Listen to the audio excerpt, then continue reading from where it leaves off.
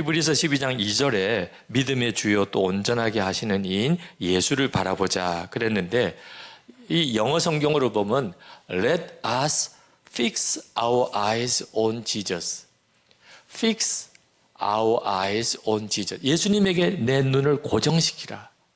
그런 뜻입니다. 그래서 그냥 예수를 바라보자 이렇게 안 하고 24시간 예수님을 바라보자 이렇게 표현한 까닭이에요.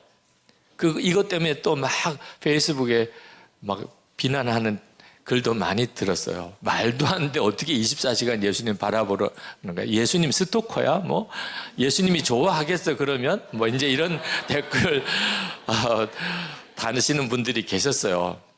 사랑의 관계를 진짜 이해를 못 하시니까 그렇게 표현하시는 것 같더라고요.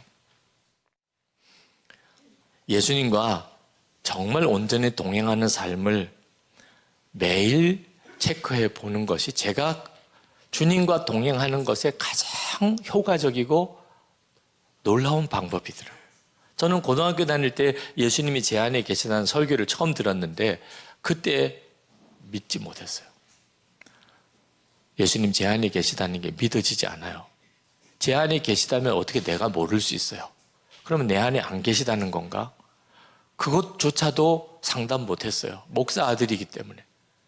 예수님 내 안에 안 계시다고 내가 이야기해서 내게 득될 게 아무것도 없어요. 아버지에게 도움될 것도 아무것도 없어요. 또 저는 팔자가 목사가 돼야 되는데 신학교 가는데도 문제가 생겨요. 그래서 그냥 믿는 척하고 넘겼어요. 그때부터 제 마음속에는 갈망이 진짜 주님은 내 안에 계신가였어요. 하나님께서 여러 가지 방법으로 눈을 열어주시긴 했습니다. 성경을 읽다가 큐티하다가 기도하다가 성령 체험을 통해서 여러 가지 경건의 서적을 통해서 주님은 내 안에 계신 게 맞구나. 그런 확신도 생기고 눈도 열렸는데, 그런데 주님과 친밀한 동행이 깊어지는 일은 좀처럼 일어나지 않았어요. 근데 매일 체크하면서 이건 뚜렷하고 놀랍게 변화가 일어난 것. 그렇게 한 지가 지난 7년입니다. 지난 7년 동안의 삶은 그 이전에 50대 중반까지의 삶 모든 것을 뒤바꿔 놓는 것이었어요. 그래서 이렇게 예수 동행 일기 세미나를 이렇게 막 하기 시작한 겁니다. 저에게 가장 큰 도전을 주었던 그 계기가 되었던 분이 프랭크 루박 선교사입니다. 그냥 정확한 발음으로 하기는 쉽지 않은데 프랭크 루바흐 선교사라고 해야 되나요? 근데 우리 생명의 말씀사에서는 프랭크 루박이라고 그냥 그렇게 번역을 했더라고요. 그분이 쓴 일기책이 프랭크 루박의 편지라고 제목이 되어서 생명의 말씀사에서 나와 있어요.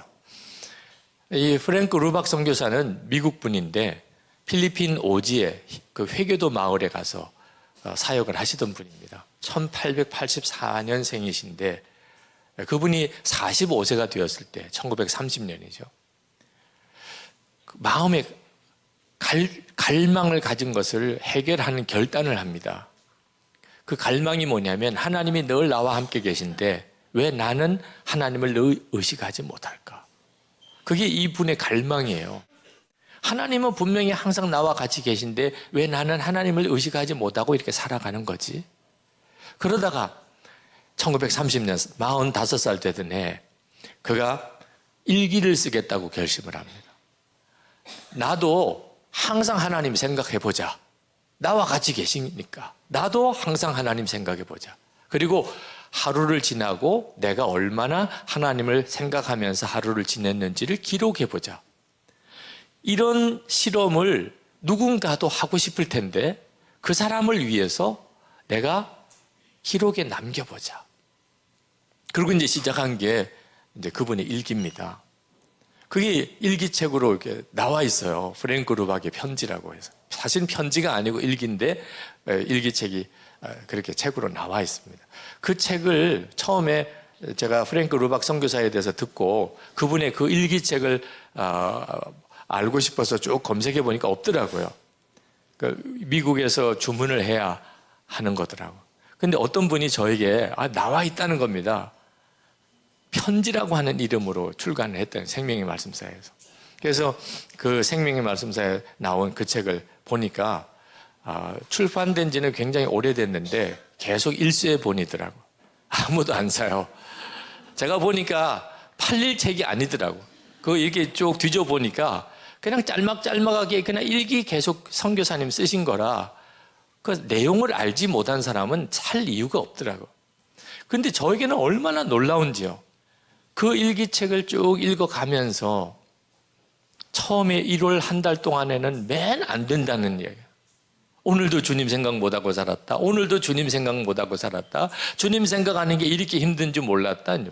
나는 안 되나 봐. 정말 좌절에 대한 기록들이 1월 한 달 내내 그렇게 나와요. 2월 달부터는 달라지기 시작해요. 이런 일은 처음이었다. 내 삶 속에 이런 경험은 처음이었다. 3월 달, 4월 달 가기 시작하면서부터 사람들이 나보고 변했다고 그런다. 5월 달, 6월 달 들어가면서 주님이 나와 함께 계시는 게 너무 분명하게 믿어진다. 이제는 그게 너무 자연스럽다. 제가 깜짝 놀랐어요. 6개월 동안에 이게 가능하냐? 아주 전율할 정도였어요. 우리 목사님 사모님들도 생명의 말씀에서 나온 그 프랭크 루박의 편지 한번 사보세요. 생명의 말씀에서 전화가 왔어요. 찾는 사람이 많은데 이거 2세를 인쇄를 해야 되냐, 계속 소개할 거냐, 이런 뜻인 것 같아요. 그래서 제가 아마 계속 소개할 것 같습니다. 그래서 이제 출판이 되어서 아마 서점에서 보실 수 있을 거예요. 위에도 갖다 놓았는지 모르겠는데 꼭 그런 관점을 한번 보세요. 일기를 쓰면서 주님과 동행하는 훈련을 하는 감각을 얻게 돼요. 그리고 안 되는 것에 대해서 극복할 힘이 생겨요. 프랭크 루박도 이런 관점을 거쳤구나. 근데 중요한 것은 6개월이 얼마나 짧아요. 저는 50년 동안이나 그 문제를 가지고 고민을 했는데 한 세상에 6개월 동안에 어떻게 이 6월달 일기가 이렇게 나오나. 그래서 나도 한번 해보자. 그때 교회에서 저에게 한 달 동안 안식월을 주셨어요. 제주도에 가서 건강 때문에 좀 요양을 해야 될 필요가 생겨서 제 아내와 함께 제주도에 갔는데 한 달 안식월 지나는 것이 저에게 있어서는 좀 숨이 막히더라고요. 안 가고 싶어요. 한 달 지나면 교인들이 얼마나 큰 기대를 가지고 나를 기다릴까. 한 달 동안 놀게 해줘서 한 달 동안. 그러면 그 다음에 와서 불이 내려야 돼요. 도무지 한 달 동안에 그럴 수 있는 상상이 안 돼요. 한 달을 도대체 한 달 내내 금식해야 되나? 한 달 동안에 성경을 몇 번 읽어야 되고, 한 달 동안에 어떻게 해야 한 달 쉬고 난 다음에 불이 내리는 설교를 하죠? 차라리 안 쉬고 계속 이대로 가는 게 훨씬 마음 편할 것 같아. 힘들어서 못한다, 어렵다, 몸이 아파서 안 된다. 차라리 이런 말 듣는 게 훨씬 낫지. 그 정말 가고 싶지가 않더라고. 근데 거의 쫓겨나다시피 갔어요. 안 갈 수가 없게. 무조건 가서 쉬고 오라는 겁니다. 책 읽어야 되나, 성경 봐야 되나, 무슨 금식하며 기도해야 되나. 쉬는 게 아니더라고. 그때 제 아내와 함께 우리 한 달 동안 그냥 주님만 진짜 바라봅시다. 목회하느라고 이거 해야 되고 저거 해야 되고 막 분주했는데 한 달을 쉬어보려니 한 달 동안에 우리 진짜 아침에 눈 뜨면 예수님, 밤에 잘 때도 주님, 이 하루 종일 그렇게 한번 주님만 생각하고 주님만 바라보고 그리고 우리가 그것을 매일 체크하는 일기를 쓰고 그렇게 한번 해봅시다. 프랭크 루박도 그렇게 했다는데. 그래서 한 달을 지나고 왔어요. 서울로 돌아오면서 변한 게 있더라고요, 제 마음에. 예수님이 나와 함께 계시는 게 믿어지는 거예요. 예수님이 나와 함께 계시는 것을 믿자고 하는 거하고 나와 함께 계시는 게 믿어지는 거는 하늘과 땅 차이더라고. 주님이 나와 함께 계시는 게 믿어지면요, 그러면 말, 행동 다 달라집니다. 그게 안 믿어지니까 다 무너지는 거예요. 주님이 나와 함께 계시는 게 안 믿어지니까 그렇다고 듣기도 했고 알기는 알지만 그게 믿어지지 않으니까 무너지는 거라니까요. 근데 믿어지는 거예요. 돌아와서 우리 남선교회 처음 같이 해봤습니다. 남자 성도들. 목요일 새벽마다 남자 성도들의 기도 모임이 있는데 거기서 여러분들도 한번 주님 바라보는 일기를 써보세요. 그리고 한 주일에 한 번 만나서 그걸 서로 나누는 시간을 가졌어요. 근데 3개월 정도쯤 지나고 변화가 일어나요. 아내 몰래 비장금 숨겨놓은 거 아내에게 다 이야기했다고. 그거 보통 이야기하기 어렵거든요. 근데 왜 그랬냐? 비자금 쓸 일이 없대. 남자가 왜 비자금 가져요? 아내 몰래 쓰려고. 아내 몰래 쓸 일이 보통 좋은 일이 아니에요. 근데 매일 일기를 쓰면서 나누면서 지내다 보니까 자기가 이렇게 장판 밑에 비닐에 넣어가지고 숨겨놓은 이 돈 쓸 일이 없고 나중에 이거 아내가 봐도 문제가 되고 내가 죽고 난 다음에 이게 또 이거 남의 손 들어가도 억울하고 그래 여보 나 돈 좀 모아놓은 거 있어 이렇게 했더니 아내 입이 귀에 걸리더래.